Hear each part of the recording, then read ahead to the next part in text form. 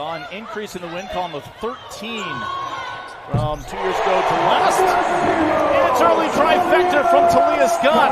Have we talked about her enough tonight? Yeah, she must have heard us over here talking about her, just picking up where she left off in that last game, knocking down the open three. Spent 2 years in the SEC, 1 year as an Arkansas Razorback, the other as an Auburn Tiger. Fauntleroy with 2 Lions chasing her. They're not going to catch up to Bella.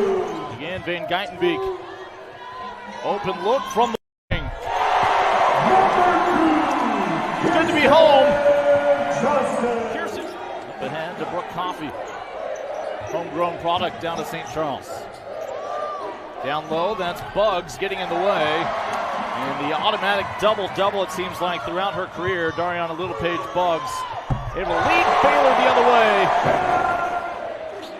See if they can find their first points here after burning that initial timeout. Driving in for a closer look, denied. 10 to shoot for the Bears. Fauntleroy has her second trifecta in the opening quarter. Yeah, and I thought last year Fauntleroy really struggled with her three-point shot early in the season, so it's a good sign to see her knocking them down early because that's what she can do as the 4 on this Baylor team. She plays the 3-4, but she's able to step out and knock it down for 3. Bella, her second steal, looking to take it the other way. 10 to shoot for Baylor. Got one defender off her feet. Able to knock it down along the baseline. This is only the 4th year of Division I for Lindenwood. For that in Division II. And Talia Scott back on the floor and back in the box score. Shot clock down to 10 on this possession. Bruggeman. Bears shooting 53% from the floor in this opening quarter. A little spin to the glass, count the bucket, and one. She's just finding a way to get it done. That's 1, 2, 3 defenders, and she's still able to finish the basket. Mentioned Lindenwood 1 for 9 from the floor, make it 2 for 10. That's easy math, 20%. And Baylor came out with a roaring start against the Lions. Don't have to wait as long for a field goal here in the second period. Maya Scoff chimes in with another 2. 20 to shoot here for Baylor. Less than a minute gone in the second quarter, and that's a pretty good option. Bruggeman averaged 12 points last year.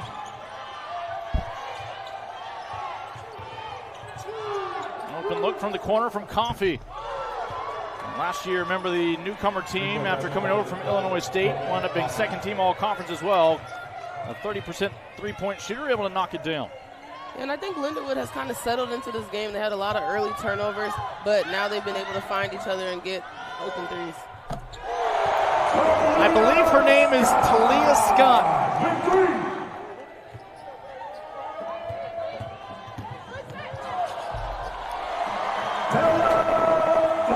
Bella Fauntleroy, women or men. Good look from the baseline. And Alicia Jones perhaps starting to find a rhythm to try to improve upon in the second half. Little stop, pop, able to get it to drop for 3. Gracie Wernley, one of the freshmen for Lindenwood. Oh, great bounce speed. You have no choice but to score, Kayla Nelms, if you're going to get a ball like that sent your way. Lions get numbers back defensively. There's Scott. Boy, somebody needs to explain to her that 1-on-2 is not an advantage for the offense, or is it? Covered right around there now for much of this quarter. And just a calm drive in the lane by Jones. And Bruggeman last year, first team all OVC. 5 to shoot out in the corner. Better look, a long 2 for Norwood. It's good. Lions again battled with Baylor in that second quarter, just outscored by the Bears 24-20 in the second period. And they'll get the first 2 points coming out of the locker room.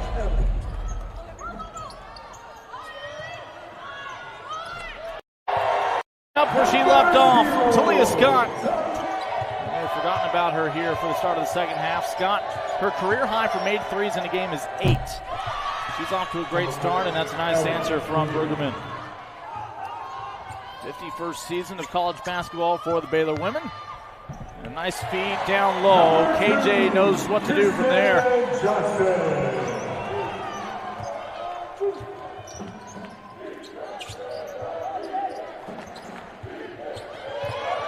And there's your response from Wernley.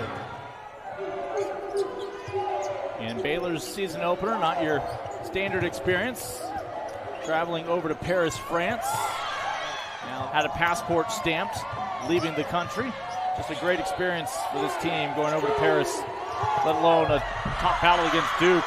But how about the experience today for Brooke Coffey and Lindenwood, along with the former LSU Tiger Jalen Richard Harris. Fauntleroy. 19-point lead at halftime for Baylor. And a 19-point advantage again for the green and gold.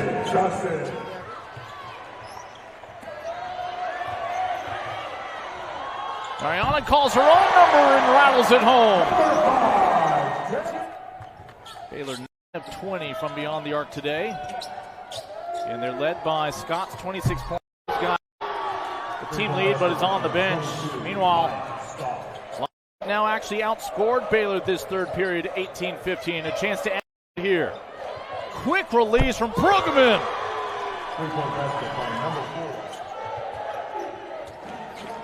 And Brueggemann, as Jordan was perfect in the third quarter, big part of that run. And that'll help as well, Gracie Kelsey. They're going to close out the month in Hawaii. Fauntleroy goes in for a close look. Easy kiss off the glass for two.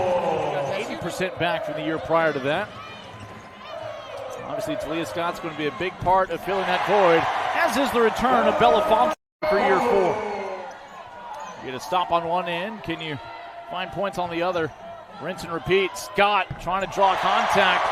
Three-pointer good once again for a 5th time today for Talia Scott. Back when she was a Razorback. KJ refusing to give up an easy look for Kelsey, but Kelsey determined. Now, both teams in excess of a 2-minute drought. Brueggemann from the corner, having herself a day. She's got 20 points. Yeah, like Talia Scott, you just don't want to leave her open. She's knocked down multiple threes. She has a quick release, too, so you need to be there on the catch. Putting a lot on film for coming opponents for Lindenwood to see. She's got the rock at the moment. Match Wernley. Bella banks one home.